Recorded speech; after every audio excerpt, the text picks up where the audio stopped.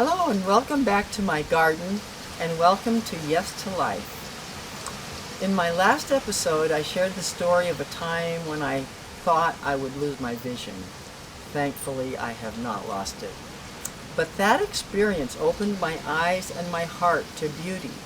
It helped me realize how much I'd been taking for granted in all kinds of ways. And not just the beauty of nature, but the beauty of the faces of the people that I loved, my pets. Something softened in me at that point, and I began to see in a completely different way, not just with my eyes, but with my heart. And today I want to talk about something that flows from that same kind of shift, the difference between happiness and joy. We often think that happiness and joy are the same thing, but I've come to see them as very, very different. Happiness is wonderful, who wouldn't like it? But it can come and go with the circumstances. It's like the weather, and it's changing all the time. So we feel happy when things are going the way we want them to, but not happy when they're not. And you know how life is. It's got plenty of bumps in the road, and those bumps can interfere with our happiness. But joy, real joy, is different. It's more of a state of being. It's an internal feeling. We can have that underlying joy in our lives even when things are difficult. And joy is actually like a frequency, an energy, and it's contagious.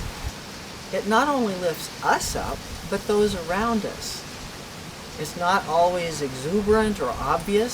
Sometimes it arrives quietly with just an inner awareness that I am alive and this moment matters. Joy can come as a deep peace, even in the midst of turbulent times. Joy can also come as a sudden delight. This is one of my favorites.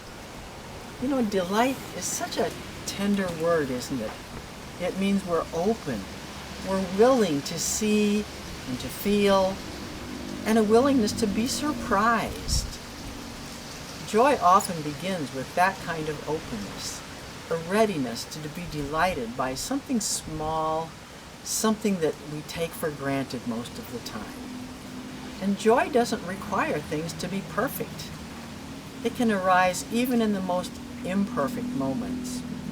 So now I'd like to share a small story about that kind of surprise.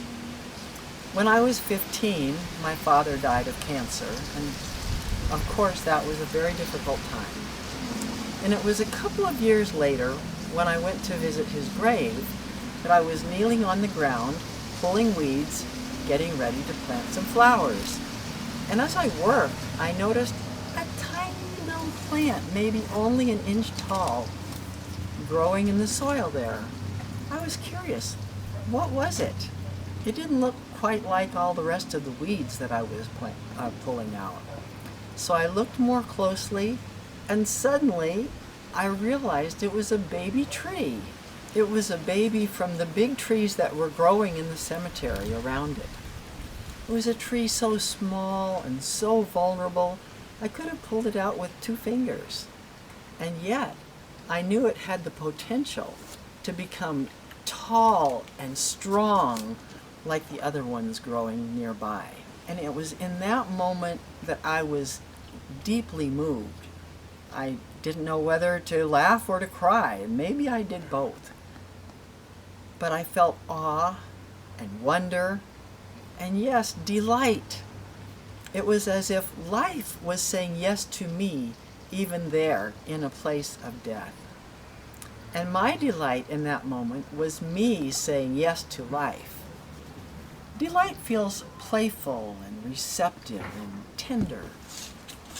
It arises when our heart is open enough to be surprised by the small, often ordinary things.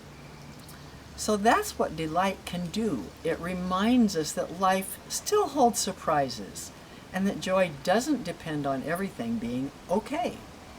It just asks us to be present. That's why I think of joy as a spiritual practice, not something to chase after, but something to receive. It's a way of softening, of staying open, of allowing our hearts to be touched. And the more we practice that kind of openness, the more joy begins to meet us in the small, sacred spaces of our everyday life. I love this quote by David Steindl-Rast. He's a Benedictine monk. He says, "It's not joy that makes us grateful. It is gratitude that makes us joyful." I love that. So I'll leave you with this thought. What if joy is recognizing that life is saying yes to you? And what if your willingness to feel delight is you saying yes to life? I hope you'll join me in my next episode, where I'll be talking about how can we feel joy when there's so much suffering in the world. But for now, please remember, joy is never far away. It lives in the quiet space where we say yes to life. Thank you for sharing this time with me.